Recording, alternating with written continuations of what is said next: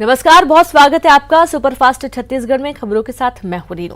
किसानों के मुद्दे पर बीजेपी के आंदोलन के बाद अब कांग्रेस आज आरक्षण को लेकर प्रदेश भर में हल्ला बोलने जा रही है। कांग्रेस प्रदेश भर में बीजेपी और आरएसएस के खिलाफ प्रदर्शन करेगी, तो वहीं रसोई गैस के बढ़े दाम के खिलाफ महिला कांग्रेस भी आज केंद्र सरकार के खिलाफ आंदोलन करेगी।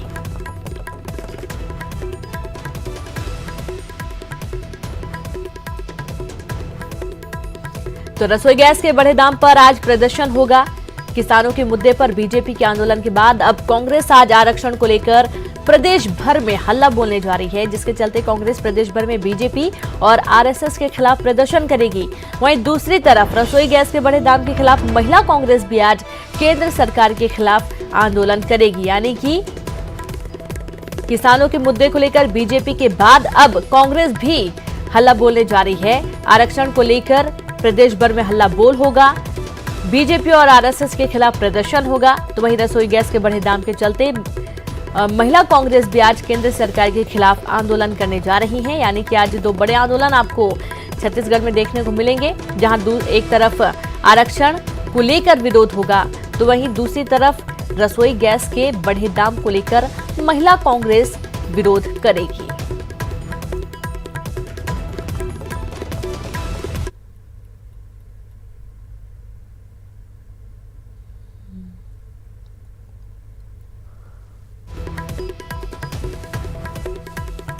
तो बीजेपी और आरएसएस के खिलाफ प्रदर्शन, रसोई गैस के बड़े दाम को लेकर प्रदर्शन होगा। आज कांग्रेस का हल्ला बोल, आज जहां एक तरफ आरक्षण को लेकर बीजेपी और आरएसएस को घेरेगी कांग्रेस, तो वहीं दूसरी तरफ रसोई गैस के जिस तरीके से लगातार दाम बढ़ रहे हैं, इन्हें कम करने की मांग की जाएगी। रसोई गैस के बड़े दामों को लेकर आज महिला कांग्रेस भी सड़क पर उतरेगी। और संवाददाता राघवेंद्र साहू जुड़ गए हैं।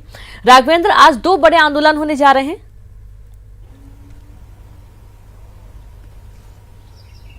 देखिए, कांग्रेस के द्वारा दो प्रदर्शन करने जा रही है कांग्रेस, जहां एक और जो है एसटी एससी और जो इस आरक्षण को, जो प्रमोशन में जो आरक्षण को खत्म किया जा रहा है, उसके विरोध में धरना प्रदर्शन किया जाएगा। और इस प्रदर्शन के माध्यम से केंद्र सरकार के खिलाफ कांग्रेस मोर्चा खोलेगी कि आखिर जो ये वर्ग हैं उनको जानबूझकर जो है वंचित करने की कोशिश केंद्र सरकार के द्वारा की जा रही है। इसी बात को लेकर कांग्रेस नाराजगी जता रही है और एआईसीसी के निर्देश पर पूरे देश भर में अलग अलग जगहों पे कांग्रेस के द्वारा प्रदर्शन किया जा रहा है। इसी कड़ी में राजधानी रायपुर में भी प्रदर्शन किया जाएगा।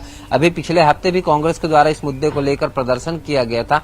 जो जाहिर तौर पर जो प्रमोशन होता है नौकरियों में, सरकारी नौकरियों में, उसमें जो आरक्षण को हटाया जा रहा है सभी वर्गों के लिए, चाहे वो एसटी एससी या ओबीसी वर्ग के लिए हो, उनको प्रमोशन में मिलने वाले आरक्षण को खत्म किया जा रहा है, जिसके विरोध में कांग्रेस द्वारा ये प्रदर्शन किया जाएगा। वहीं बढ़ती हुई महंगाई को लेकर भी जो महिला कांग्रेस है वो मुखर होगी और सड़क पर उतरकर जो है प्रदर्शन करेगी कि आखिर जो रसोई गैस के दाम जिस तरीके से लगातार बढ़ रहे हैं, उसका खामियाजा आम गृहिणियों को भुगतना पड़ रहा है। महिलाओं को सबसे ज्यादा इस महंगाई की मार का सामना करना पड़ता है और महिलाएं कहीं न कहीं प्रभावित होती हैं, घर का बजट बिगड़ता है। यही वजह है कि महिला कांग्रेस के द्वारा केंद्र सरकार के खिलाफ में प्रदर्शन किया जाएगा। जी रीनू। जी बिल्कुल। आज और जिस तरीके से रसोई गैस के लगातार दाम बढ़ रहे हैं, आज कांग्रेस केंद्र सरकार के खिलाफ आंदोलन करने जा रही है। कितना असर ये देखा जाएगा आम जनता की यदि बात की जाए? बड़ी संख्या में कांग्रेसी महिलाएं भी एकजुट होने जा रही हैं।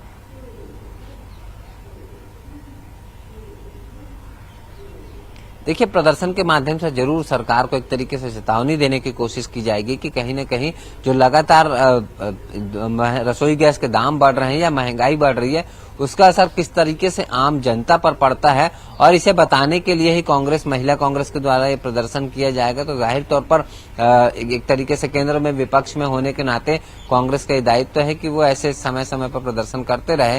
हालांकि केंद्र सरकार बहुत ज्यादा इससे फर्क नहीं पड़ता है और कई बार जो है लगातार जो दाम बढ़ रहे हैं उसको लेकर विरोध जताना जरूरी है, चाहे वो आम लोगों का हो या विपक्ष का हो। विरोध प्रदर्शन करना जरूरी है ताकि सरकार को इन चीजों को कंट्रोल में करने के लिए सरकार निर्णय ले सके, कड़े कदम उठा सके। तो उसका असर जो है जरूर देखने को मिलेगा। रीनू, बिल्कुल बिल्कुल राघवेंद्र, आप लगातार बने रहें। इसी बीच एक और अहम खबर का रुख करेंगे, जहां पर रायपुर के तुलसी बारा डेरा में आज से राष्ट्रीय कृषि मेले का आयोजन हो रहा है। मुख्यमंत्री भूपेश बघेल कृषि मेले का उद्घाटन करेंगे। राजधानी के 32 एकड़ में फैले थोक फल मंडी में 23 से 25 फरवरी तक इस मेले का आयोजन होगा। उद्घाटन कार्यक्रम में मुख्यमंत्री भूपेश बघेल के अलावा कृषि मंत्री रविंद्र चौबे, मंत्री शिव डहरिया, सांसद सुनील सोनी, में पूर्व मंत्री ब्रजमोहन अग्रवाल, विधायक विकास उपाध्याय, सत्यनारायण शर्मा समेत कई नेता और विधायक शामिल होंगे।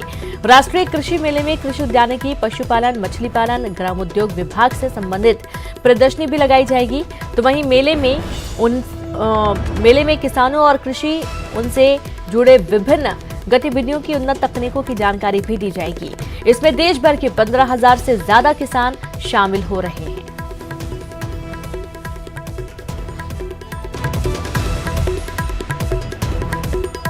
और संवाददाता राघवेंद्र लगातार जुड़े हुए। राघवेंद्र, आज राष्ट्रीय कृषि मेले का शुभारंभ होने जा रहा है, पूरी जानकारी दें।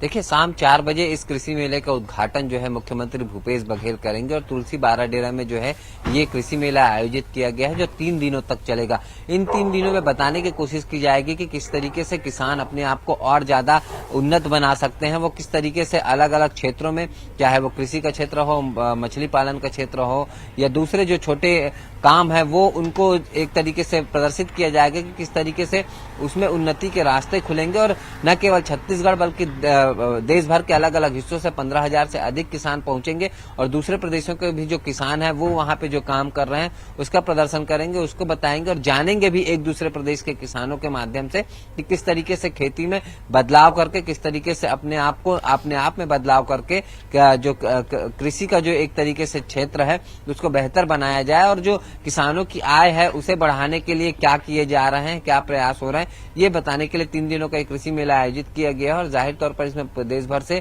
किसान जुटेंगे तो किसानों के लिए एक फायदेमंद होगा ये कृषि मेला। 3 दिनों तक वो जान पाएंगे, देख पाएंगे कि किस तरीके से किसानी में जो है, किसानी के क्षेत्र में कौन से ऐसे काम किए जा रहे हैं, कौन से ऐसे मशीनें हैं, कौन से ऐसे तकनीक हैं जिनका उपयोग करके वो अपने उत्पादन जो है और ज्यादा बढ़ा सकते हैं। रीनू, बिल्कुल, शुक्रिया आपका राघवेंद्र जानकारी के लिए।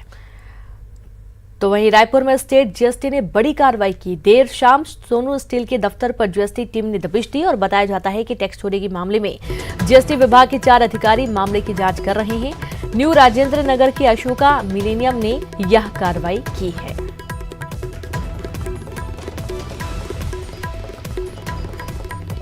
तो रायपुर में स्टेट जीएसटी ने बड़ी कार्रवाई करते हुए देर शाम सोनू स्टील के दफ्तर पर जीएसटी टीम ने दबिश दी। बताया जा रहा है कि टैक्स चोरी का पूरा मामला है। जीएसटी विभाग के 4 अधिकारी मौके पर हैं, मामले की जांच कर रहे हैं। देर शाम से जांच लगातार चल रही है। न्यू राजेंद्र नगर के अशोका मिलेनियम में यह कार्रवाई की गई है। तो सोनू स्टील के दफ्तर पर जीएसटी की दबिश और कह रहे हैं कि यहां पर बड़ी राशि है जिसकी टैक्स चोरी की गई है और इसके चलते जीएसटी विभाग के 4 अधिकारी मामले की जांच में लगातार जुटे हुए हैं। तो न्यू राजेंद्र नगर के अशोका मिलेनियम में भी यह कार्रवाई की गई है। गरियाबंद के राज्य में चल रहे माघी पुन्नी मेला में साधु और संतों ने जमकर हंगामा किया। दक्षिणा नहीं मिलने से नाराज साधु और संतों ने हंगामा किया। मौके पर अधिकारियों ने पहुंचकर साधु संतों के साथ बातचीत की।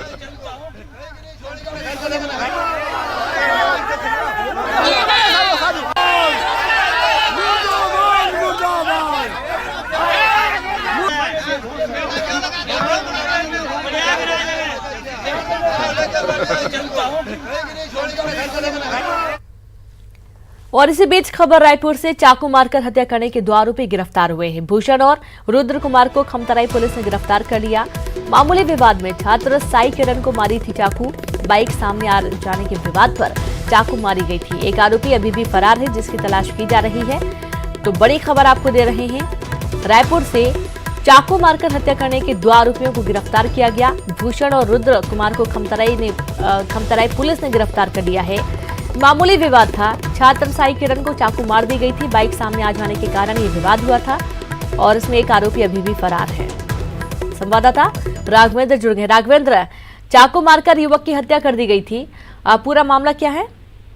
देखिए, कल शाम की घटना है जब 2 बाइक आपस में टकरा गए थे और इस मामूली विवाद में जो छात्र है साई किरण, उसको 3 लोगों ने, दूसरे बाइक में सवार 3 लोगों ने इस बात को लेकर विवाद हुआ और उसके बाद उस पर चाकूबाजी कर दी, चाकू से हमला कर दिया, जिससे साई किरण गंभीर रूप से घायल हो गया।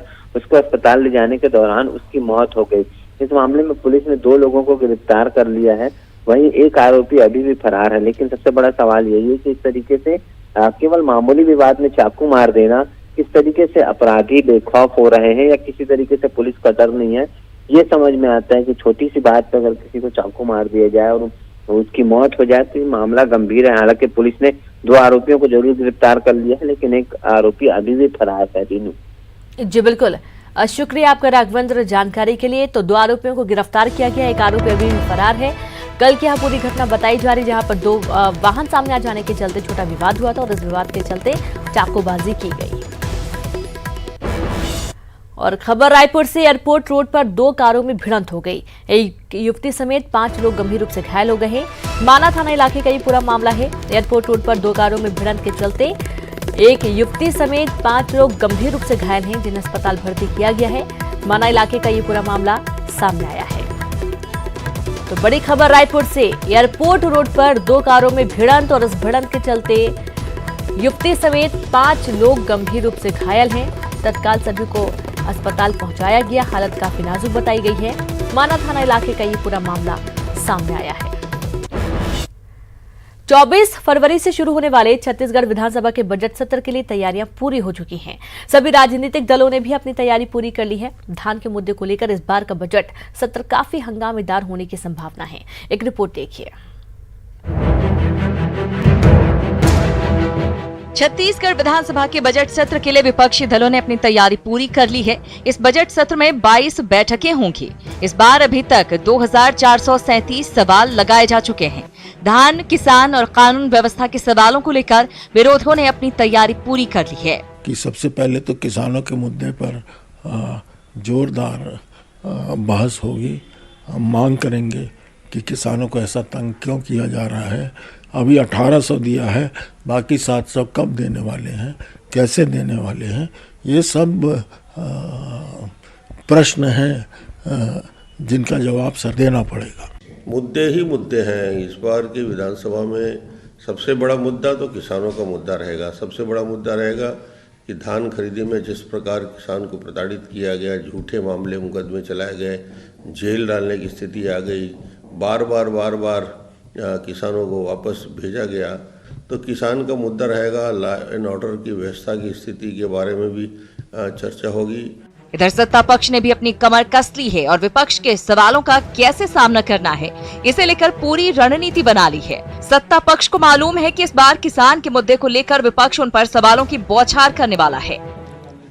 देखो, यदि उनका बयान नहीं आता तो भी धान के मुद्दे को उठाते, क्योंकि एक वो बड़ा मुद्दा है और वो धान के मुद्दे को उठाएंगे। और सरकार ने जो काम अब तक किया है धान खरीदी को लेकर, उसका हम लोग जवाब देंगे।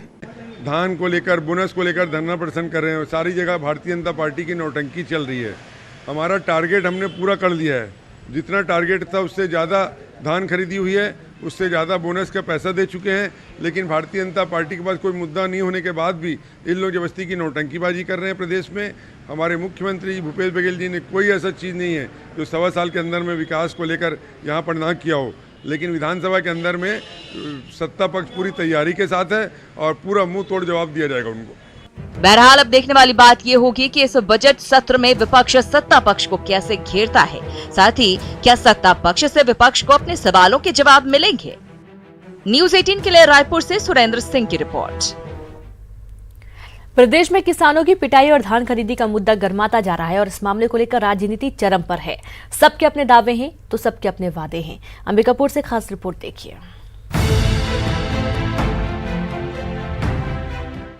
प्रदेश के स्वास्थ्य मंत्री के घर उनकी माताजी की 13वीं में पहुंचे नेता राजनीति करने से बाज नहीं आए। चाउर वाले बाबा की छवि रखने वाले पूर्व सीएम रमन सिंह और पूर्व कृषि मंत्री बृजमोहन अग्रवाल ने प्रदेश सरकार को जमकर कोसा। ये निर्मम सरकार किसानों को भी नहीं बख्श रही है और किसानों को जितना अत्याचार 1 साल में उन्होंने किया है, ये सारे वादे इनके खोखले निकले। धान भी जलाया जा रहा है, 2500 रुपये के बदले में 1800 रुपये दिया जा रहा है। 2 साल का बोनस का मांग कर रहे हैं, जो कांग्रेस ने घोषणा पत्र में किया था। 2 साल का घोषणा बोनस भी नहीं उपलब्ध है। एक प्रकार से किसानों की हालत पूरे प्रदेश में जो इस 14 महीने में बनी है, 15 साल हमने किसानों के धान खरीदी किया, कभी समस्या नहीं हुआ। किसान हलाकान है, परेशान है। आज किसान धान बेचने के लिए दर-दर की ठोकरें खा रहा है। ये बहुत दुर्भाग्यपूर्ण स्थिति है। धान पर बीजेपी पर राजनीति करने का आरोप लग रहा है। ऐसे में जब सीएम भूपेश बघेल को मौका मिला तो वो कहां चूकने वाले थे और उन्होंने भी पूर्व सीएम रमन सिंह पर चुटकी ली। रमन सिंह को किसानों की चिंता कभी नहीं रही, वो कोचिया लोगों की चिंता कर रहे थे और अभी भी वही कर रहे हैं। धान खरीदी में किसानों का आंदोलन, पुलिस की बर्बरता और किसानों की समस्या किसी से छिपी नहीं है। ऐसे में आपने प्रदेश के पूर्व और वर्तमान मुख्यमंत्री के बयानों को तो सुन लिया, अब एक और पूर्व मुख्यमंत्री अजीत जोगी को भी सुनिए। अब बीती ताही बिसार दे। अब इस सरकार को कम से कम इतना तो करना चाहिए कि जिनके टोकन है उनका तो धान ले ले। टोकन तो रजिस्ट्रेशन के बाद, पटवारी के सत्यापन के बाद तभी जारी किया ना आपने, तो वो तो फर्जी हो नहीं सकता। और उसी तरह से जो धान केंद्र में पहुंच गया है वो भी फर्जी नहीं हो सकता। तो दोनों धान खरीदना चाहिए, उसके लिए कुछ दिन की अवधि बढ़ाना चाहिए। ये राज्य सरकार की सबसे ज़्यादा बदनामी और सबसे ज़्यादा असंतोष ये धान खरीदी को ही हुआ है।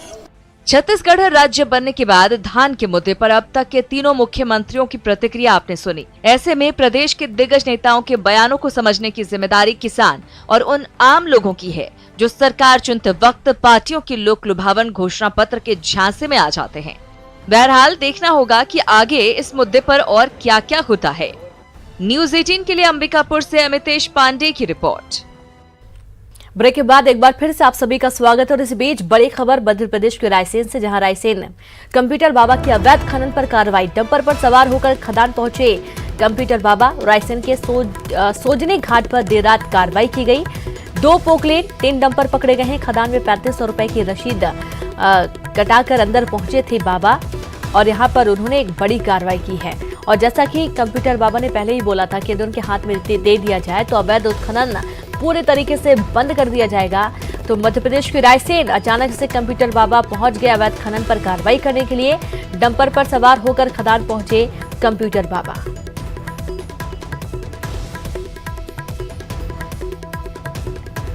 और संवाददाता देवराज दुबे जुड़ गए। देवराज, देर रात कंप्यूटर बाबा पहुंच गए कार्रवाई करने, क्या कार्रवाई की गई है? क्या उस वक्त कैसी स्थिति बनी थी जब कंप्यूटर बाबा अचानक से पहुंच गए अवैध खनन पर रोक लगाने के लिए? जी बिल्कुल, राजस्थान में बड़े स्तर पर अवैध उत्खनन किया जा रहा है, जिसको रोकने के लिए बाबा द्वारा कई प्रयास किए जा रहे हैं। रात्रि में करीब 3 बजे बाबा 60 किलोमीटर दूर से डंपर में सवार होकर रेत खदान पहुंचे, जहां पर उन्होंने 2 अलग अलग रेत खदानों पर 3 डंपर एवं 2 पोकलेन मशीन पकड़ी, जिन पर कार्रवाई की जा रही है। जिला प्रशासन भी वहां पर पहुंच रहा है। जी बिल्कुल, अब यहाँ पर कई मशीनें भी जब्त की गई हैं और क्या कुछ लोगों को हिरासत में भी लिया गया है? जी बिल्कुल, वहां पर जो उत्खनन कर रहे थे उन लोगों को हिरासत में ले लिया गया। बाबा के साथ जो टीम थी वो बिल्कुल वहां पर सुरक्षा कर रही है। जी बिल्कुल, 3500 रुपए की रसीद कटाकर पहुंचे थे अंदर। इस दौरान जैसा कि बड़ी कार्रवाई तो कह ही सकते हैं, पहले भी उन्होंने दावा किया था कि यदि उनको एक प्रभार दे दिया जाए तो अवैध खनन पर कार्रवाई पर रोक लगा देंगे वो। देवराज, आपसे जानना चाहेंगे अभी इस वक्त क्या हालात बने हुए हैं? क्या लोगों में जो ये अवैध उत्खनन कर रहे हैं जो भूमाफिया हैं, क्या इनके अंदर थोड़ा सा डर हुआ है इसके चलते?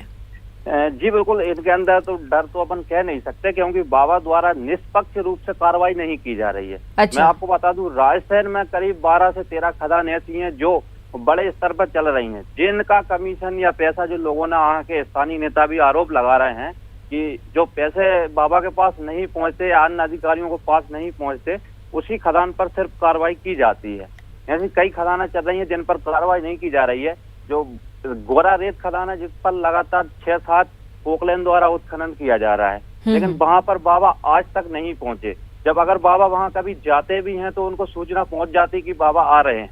ऐसी बोरास रेत खदान है उदयपुरा क्षेत्र में, वहीं पर केतो वहां रेत खदान है, काफी ऐसी रेत खदान है जिन पर उत्खनन बहुत तेजी से किया जा रहा है। जी बिल्कुल, यानी कि निष्पक्ष तरीके से ये पूरी कार्रवाई नहीं हो रही। शुक्रिया आपका देवराज जानकारी के लिए।